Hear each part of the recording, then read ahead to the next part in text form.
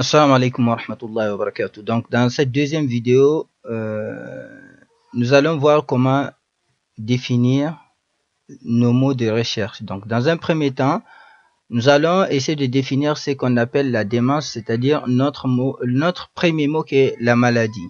Donc, pour définir la maladie, qu'est-ce qu'il faut faire? Il faut aller au niveau du bouton PubMed où il est indiqué PubMed. Cliquez sur ce bouton-là. Un ruban sera déroulé. Donc, dans ce ruban, nous allons constater qu'il y a plusieurs possibilités. Les possibilités parmi lesquelles nous avons mesh, c'est-à-dire les mesh termes, les medical subject heading, qui nous permet de définir les mots très clairement et de façon très précise. Donc, je dois sélectionner mesh. Une fois que je sélectionne mesh, je lance la recherche. C'est-à-dire, là, je suis en train pas de chercher des articles, mais plutôt de définir clairement ce que j'entends par démence. Qu'est-ce qu'on constate? Là, on voit que PubMed me propose 41 définitions. Toutes les 41 définitions sont présentes ici. Qu'est-ce que je dois faire? Je dois passer définition par définition, les lire une à une jusqu'à la fin afin de pouvoir voir quelle définition m'intéresse précisément. Donc seulement ici, il faut faire attention. Il dit 41 définitions, mais il propose par page 20 définitions. Donc une fois que je finis de lire la première page, je passe à next qui veut dire prochaine. Le prochain ou la prochaine page pour pouvoir voir les autres définitions. Dans ce contexte, je vais supposer que tous les articles ont été présentés ici, les définitions, pardon, pas les articles. Après lecture minutieuse des différentes définitions, supposons que cette définition dementia m'intéresse. Frontotemporal dementia, je laisse, aide, là le sida et la démence, multi-infarctus, dementia vascular, mental status, and donc Alzheimer, dementia. Supposons que cette définition soit intéressante pour moi, je clique. Une fois toutes mes définitions cochées, qu'est-ce que je fais? Je viens en haut à droite, je vais voir là où c'est écrit PubMed Search Builder, c'est-à-dire construire ma phrase, si vous voulez, ma phrase de recherche. C'est que l'expression que PubMed va utiliser pour pouvoir me trouver mes articles. Donc, il y a quelque chose qu'il ne faut jamais oublier avant d'ajouter ces mots, ces définitions sélectionnées à ma construction. Ici, PubMed nous dit Add to Search Builder.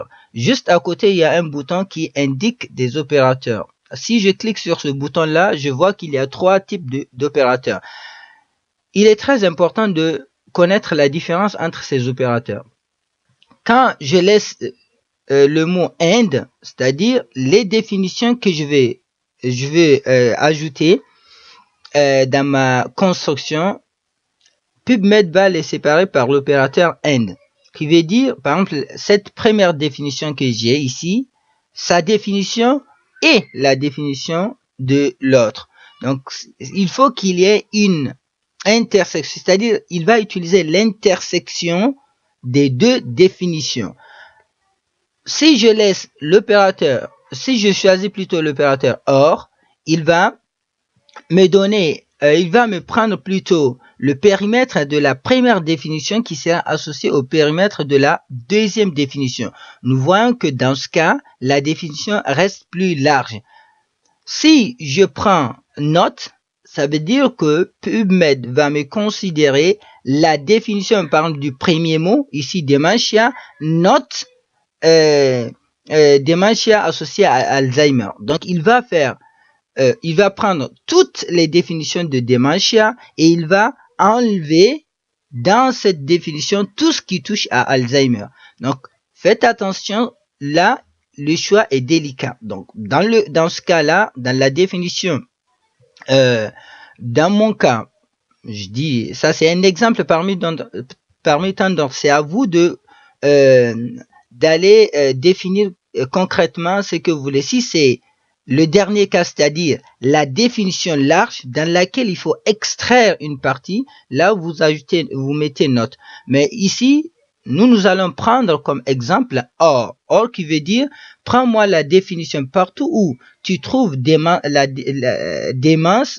première définition de dementia et également la deuxième définition, tu les associes pour donner un périmètre beaucoup plus large. Donc, si je choisis l'opérateur OR, une fois choisi, je mets add to such builder.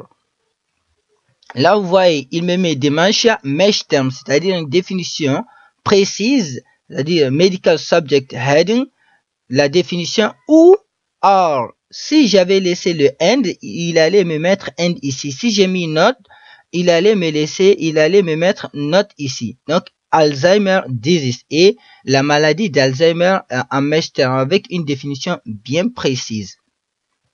Là, c'est capital pour la recherche. Une fois, là, si je choisis, par exemple, 5 définitions, 7 définitions, toutes ces définitions, après les avoir ajoutées, bien sûr, avant, je choisis l'opérateur OR, par exemple, je dis, et je mets add to cette build, toutes les 7 définitions vont se retrouver là. Une fois fini de définir la maladie, je vais définir ce que j'entends par le continent, l'Afrique, Afrique.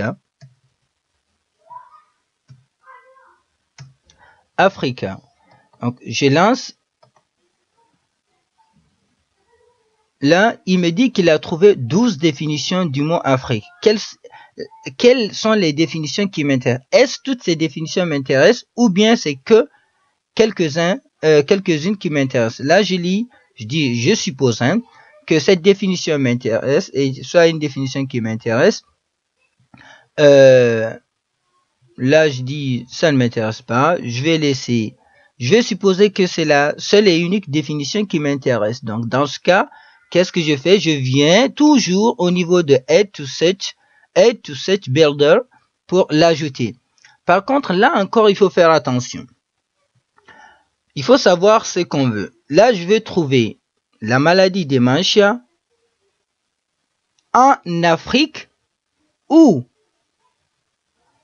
partout où il trouve le mot dementia ou Alzheimer et Afrique. Donc, un périmètre beaucoup plus large. Ou encore, est-ce qu'il doit me donner l'association, c'est-à-dire que ces maladies en Afrique. Donc, si c'est ces maladies en Afrique, je dois choisir l'opérateur AND.